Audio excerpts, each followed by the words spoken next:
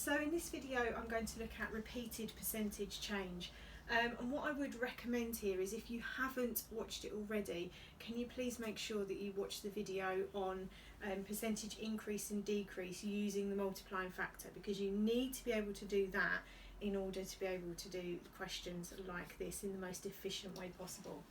You're also going to need a calculator, so make sure that you've got that to hand.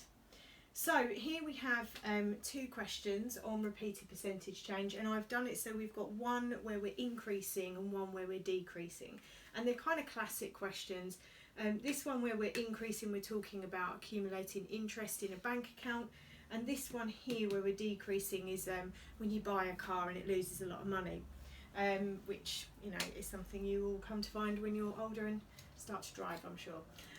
So first question here then. Bob invests £3,000 in an account for 5 years, gaining 3.4% compound interest.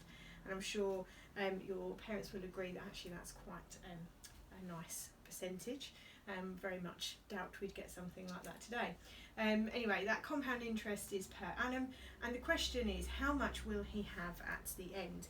Now, he's put it in a bank account for 5 years. So we've got a few important things here. So first of all, obviously we've got the amount, which is the £3,000, how long he's doing it over, what the percentage is, the fact it's compound interest, and I'll talk to you about what that means in a minute, per annum, which you need to know what that means. And then obviously the most important part is actually what is the question asking you to do, which is how much will there be at the end. So let's just go through those things then. Compound interest means that you earn interest on whatever is in the account at the end of the year. So the idea behind this is that Bob would put £3,000 in, let's say he does it in January, and then in December he would earn 3.4% interest on that £3,000. Then he moves into January, end of the next year following December, he earns 3.4% on what was in the account in that January. Now in that January there'll be £3,000 plus the interest that he earned from the year before. So he actually earns interest on not just the original amount, but the interest that's accumulated. So compound interest kind of means that you're always earning interest on whatever's happening at the time. Per annum means per year. All right, that's a phrase you kind of need to recognise and understand. And it's not always per year. They might ask you a question about per month or per week or something else, but the process is the same. Okay. Now what we could do with this is we could find 3.4% and add it on, and then go on to the next year and do that. So let's start off thinking about it in that way. Now, like I said, if you go back to my previous video where we were doing percentage increase and decrease with a multiplying factor, you'll remember that I started off by saying, okay, if it's an increase, we have, for example, 100%, we're increasing by 3.4%, so we'll add on our 3.4%. That's going to get us 103.4%. And then to get our multiplying factor, we need to convert that by basically dividing by 100. Now if we do that with this number, and do be careful because it's 103.4%, so don't put 3 next to the 1, remember that there's a 0 there. If we divide by 100, we get 1.034, and that is our multiplying factor. Okay. Now technically what we should then do is we should say, right, let's have a look at year 1. So at the end of year 1, okay, we're going to do £3,000 times by, because that's our original amount, times by our multiplying factor, which is 1.034. And we'll get our answer, whatever that happens to be. And I'm not going to do that right now. Then we've got to do it for a second year. Okay, so we've got our figure here. Okay, so that was 3,000 times 1.034, so that was the year 1 amount. Now we earn 3.4% interest on that, so we then are going to multiply that by 1.034. And actually all we're going to do is we're going to keep multiplying the previous thing by 1.034. Now whenever I teach this in a lesson, I actually get students to write all this out, and it takes them ages and they get fed up and they're typing away on their calculator. But I'll be a little bit kinder to you. I'm going to tell you to forget that now. Because yes, you can do it that way, and yes, that will get you the answer, but we're going to do this over 5 years. Imagine if I'd have said 10 years.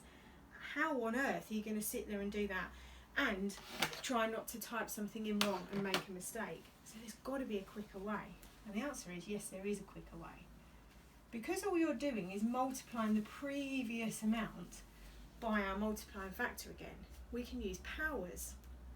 Because if you're just multiplying by 1.034 again and again and again, we can just say that it's that number to the power of however many times you want to do it. So we come up with this amazing little calculation that works every time. And it goes like this. We start off with our original amount, which is £3,000. We multiply by our multiplying factor, which we've calculated here as 1.034. And then we say, right, I want to do that 5 times. So rather than doing brackets times by it, we can just say 1.034 to the power of 5. Okay, so just to be clear, and I would note this down, this is the original amount.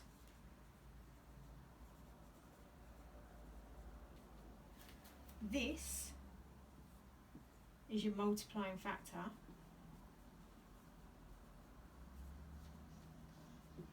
And this is the number of years.